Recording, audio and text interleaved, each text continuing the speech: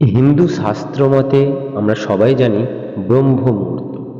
কিন্তু আমরা এই ব্রহ্ম মুহূর্ত আসলে কি, আর এই ব্রহ্ম মুহূর্তে কোন কাজ করণীয়, আর এই ব্রহ্ম মুহূর্তে কোন কাজ কখনোই করা উচিত নয়, যে কাজটি নিষিদ্ধ, আর এই ব্রহ্ম মুহূর্ত কোন মন্ত্র জপ করা উচিত, এই তথ্য কিন্তু আমাদের হিন্দুদের মধ্যে অনেকের মধ্যে নেই। চলুন আজকের বেঙ্গলি স্বাস্থ্য কথায় আমি আছি আপনাদের সাথে পুষ্পেন্দু। আজ আপনাদেরকে এই ভিডিওর মাধ্যমে জানাতে চলেছি ব্রহ্ম মুহূর্ত কি। প্রথমে জানব ব্রহ্ম মুহূর্ত কি। ব্রহ্ম মুহূর্ত হিন্দু শাস্ত্র অনুযায়ী অত্যন্ত পবিত্র একটি সময়। এটি ভোরবেলা সূর্যোদয়ের প্রায় 1.5 ঘন্টা আগে থেকে শুরু হয় এবং সূর্যোদয়ের 48 মিনিট আগে পর্যন্ত স্থায়ী থাকে। সাধারণত রাতের শেষ প্রহরে প্রায় 3:30 মিনিট থেকে 5:30 মিনিট পর্যন্ত এই ব্রহ্ম মুহূর্ত ধরা হয়। তবে স্থান ভেদে কিছুটা পরিবর্তন হয়। যেমন দেখুন, মহারাষ্ট্রের দিকে অনেকটা দেরিতে সকাল হয়, তাই এই ব্রহ্ম মুহূর্তটা কিছুটা পরিবর্তন আছে। এবার জানা যাক ব্রহ্ম মুহূর্ত কি। ব্রহ্ম মুহূর্ত শব্দের অর্থ হলো সৃষ্টিকর্তার সময় বা আধ্যাত্মিক সাধনার শ্রেষ্ঠ সময়। এই সময়ে প্রকৃতি শান্ত থাকে, পরিবেশে অক্সিজেনের পরিমাণ বেশি থাকে, মন সবচেয়ে নির্মল থাকে এবং একাগ্রতা অর্জন সহজ হয়।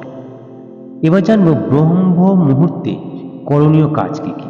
প্রথমত ধ্যান বা জপ, ভগবানের নাম জপ করুন, ধ্যান করুন, প্রার্থনা করুন।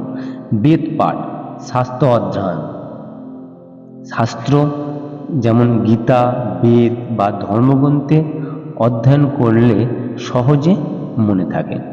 3 নম্বর হচ্ছে যোগ বা প্রাণায়াম, শরীর ও মনের সুস্থতার জন্য সেরা সময় হচ্ছে ব্রহ্ম মুহূর্ত।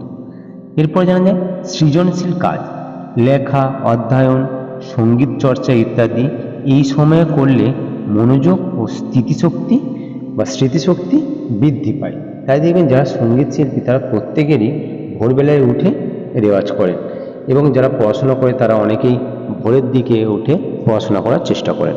এরপর যাক স্নান ও পুজো, পরিষ্কার হয়ে পুজো অর্চনা করলে আধ্যাত্মিক শক্তি বৃদ্ধি পায়। এবার জানা যাক ব্রহ্ম মুহূর্তে নিষিদ্ধ কী কী। ঘুমানো বা অলস সময় নষ্ট করা, কাম, ক্রোধ, লোভ বা অশুভ চিন্তা করা, জোরে কথা বলা, ঝগড়া বিবাদ করা, ভারী খাবার খাওয়া, জাগতিক ভোগ লালসায় মন দেওয়া, এইগুলো কখনো করা উচিত নয়। এই ব্রহ্ম মুহূর্তে জপ করার উপযুক্ত মন্ত্র কী কী, মানে এই সময়ে কোন কোন মন্ত্র পাঠ করা উচিত। শাস্ত্রে বলা হয় এই সময়ে যে কোনো ঈশ্বরের নাম বা মন্ত্র জপ করতে পারেন। যেমন দেখুন, প্রথমত গায়ত্রী মন্ত্র পাঠ করতে পারেন, এটাতে আত্মার শক্তি, বিদ্যা ও বুদ্ধি বৃদ্ধির জন্য। দ্বিতীয়ত মহামৃত্যুঞ্জয় মন্ত্র, এটা অশুভ শক্তি দূরীকরণ বা স্বাস্থ্য রক্ষার জন্য এই মন্ত্র পাঠ করতে পারেন। তারপর ওম নমঃ শিবায়, মন শান্তি ও আধ্যাত্মিক উন্নতির জন্য এই মন্ত্র পাঠ করতে পারেন। ওম নমঃ ভগবতে বাসুদেবায়, মানে এই মন্ত্র পাঠ করে ভক্তি, মোক্ষ মানে মুক্তি ও ভগবানের আশীর্বাদ লাভের জন্য এই মন্ত্রগুলো আপনারা পাঠ করতে পারেন।